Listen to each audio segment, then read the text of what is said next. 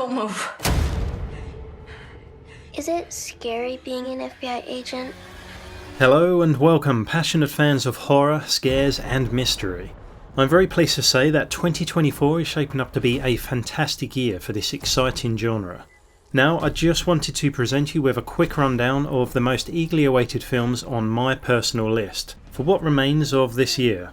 Some of these pictures are releasing very soon and others will take us to the end of the year, but I realise how frustrating it can be to search for these hidden gems, especially when movies like Alien Romulus are understandably hogging all of the limelight. Therefore, in no particular order, although I will end with my most highly anticipated 3 films. Let's begin, shall we? First up, we have Oddity, released on July 19th. Oddity is a paranormal horror film by Damien McCarthy, best known for his film Caveat. But in his newest feature we follow Darcy, a blind medium and curio shopkeeper who is mourning the murder of her twin sister Danny 1 year prior. As Darcy seeks to unravel the mystery behind her sister's death, she finds herself relying on a peculiar life-size wooden mannequin from her collection of curiosities. This strange, supernatural mannequin, far from an ordinary artifact, appears to become central in her quest to obtain answers, revealing dark and unsettling truths ahead. The film, which stars Carolyn Bracken, playing both roles of Darcy and her sister Danny, looks to intricately blend elements of horror and suspense in a refreshingly vivid style. It explores themes of grief, loss and the supernatural, set against the eerie backdrop of Darcy's antique shop in Ireland. Early reviews promise a gripping and chilling experience with jump scares that are thankfully rooted in the context of many disturbing scenes. Oddity may guarantee a refreshingly different take on the haunted house subgenre, and with a 100% Rotten Tomato score on early reviews, this is certainly one to check out. Star of Acre, directed by Daniel Coco-Taylor and based on the novel by Andrew Michael Hurley, is a British folk horror film that delves into the subject matter of ancient evil. Set in rural Yorkshire during the 1970s, the story follows Richard and Juliet, played by Matt Smith and Morfydd Clark, as their peaceful family life is shattered by the strange behaviour of their young son Owen. In their remote home, Star of Acre, Richard, an academic archaeologist, becomes obsessed with uncovering the truth behind a local legend involving an ancient oak tree once believed to possess extraordinary powers. Meanwhile, Juliet seeks solace within the local community. Evidently, their separate quests lead to the awakening of a dark and sinister force that challenges their sanity and threatens their family's future. Now, I love it when a film explores ancient evils that may have existed in stories throughout history, because on a fictionalized psychological level, these unsettling movies fill in the blanks in my imagination surrounding the gaps in our real history and its strangeness. Therefore, this film has a lot of appeal for me, and Matt Smith is killing it right now in House of the Dragon, so I'll certainly be watching this creepy British horror when released on June 26th. The Front Room, coming September the 6th, is a psychological horror thriller directed by Max and Sam Eggers, based on Susan Hill's short story of the same name. The film follows a young, newly pregnant couple who are compelled to take in the husband's estranged and alien stepmother. Christ, it sounds like a nightmarish premise already. As tensions rise and the atmosphere in the house grows increasingly oppressive, the couple begins to experience a series of disturbing and supernatural events. Brandy Norwood stars as Belinda, the pregnant woman, with Catherine Hunter portraying the sinister stepmother. The film delves into family estrangement and the haunting presence of past grievances, hopefully culminating in a chilling and suspenseful narrative. I just pray that all those awkward and cringy dinner table conversations that were very prominent in the trailer serve only to build suspense for a climactic finale, as some of the stepmother's dialogue in the trailer sounded like it was bordering a comedy, which is fine if those scenes are confined to witty remarks leaving an air of hostility, I suppose. The Front Room is also the directorial debut of the Eggers brothers, who have previously collaborated with their brother Robert Eggers, very much known for The Lighthouse and The Witch. I've always said we need more directors like Robert Eggers, so maybe my wish is about to come true, hopefully. Speak No Evil is a psychological horror film directed by James Watkins, set to release on September the 13th.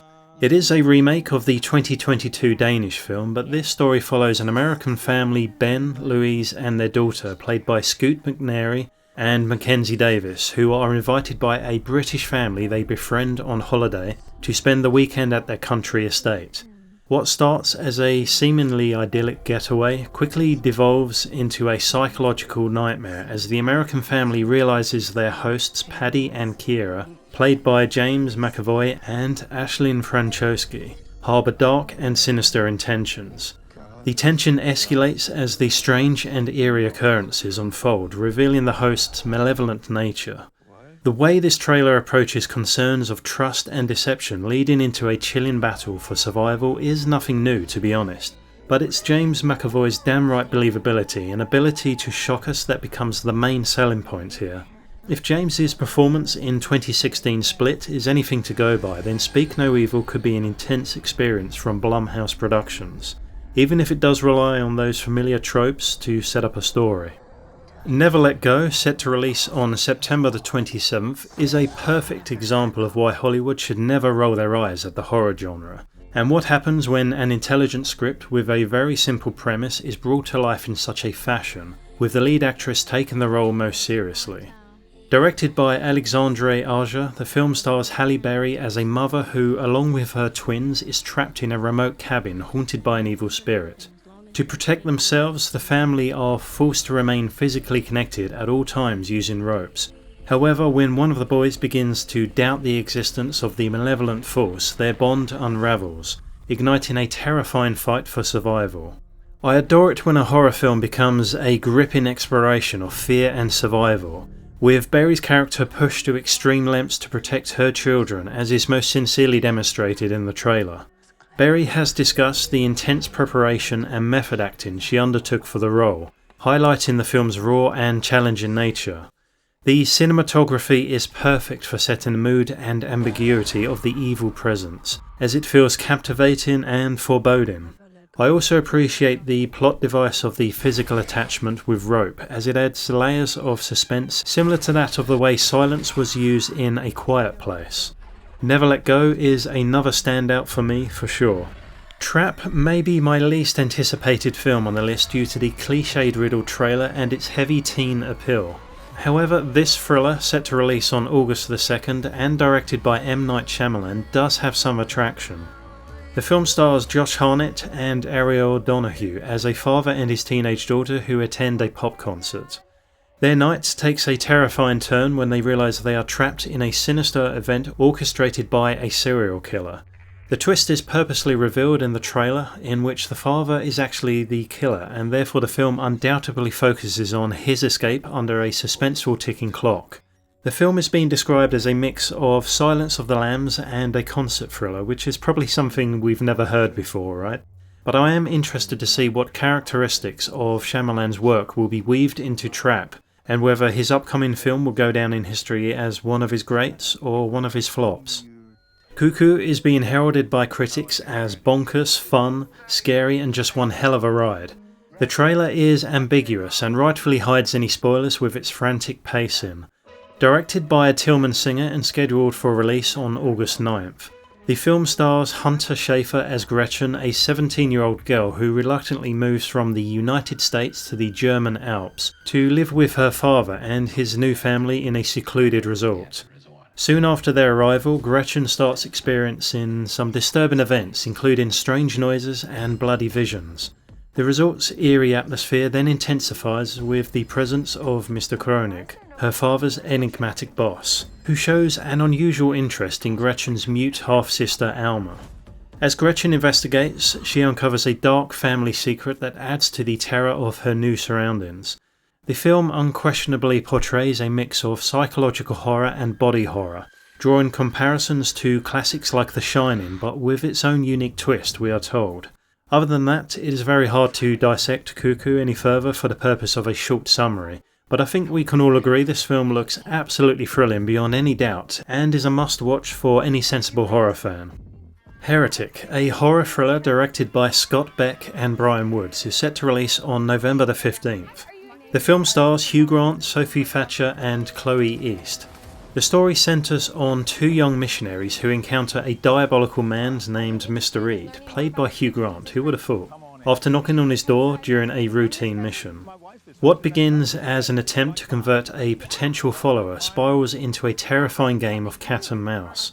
As they are forced to prove their faith, the two young women become ensnared in Mr. Reed's sinister plot, facing psychological and physical horrors in a tense and suspenseful story of escape and re-evaluation, perhaps. The studio behind this is A24, which everybody raves about, and for the most part I greatly appreciate the company's motto when making movies. I do, however, sometimes find their style of horror films to be slightly leaning towards art house rather than substance and a realistic foundation to ground us. That being said, Heretic looks very exciting, even if it does appear to borrow from many other popular sources.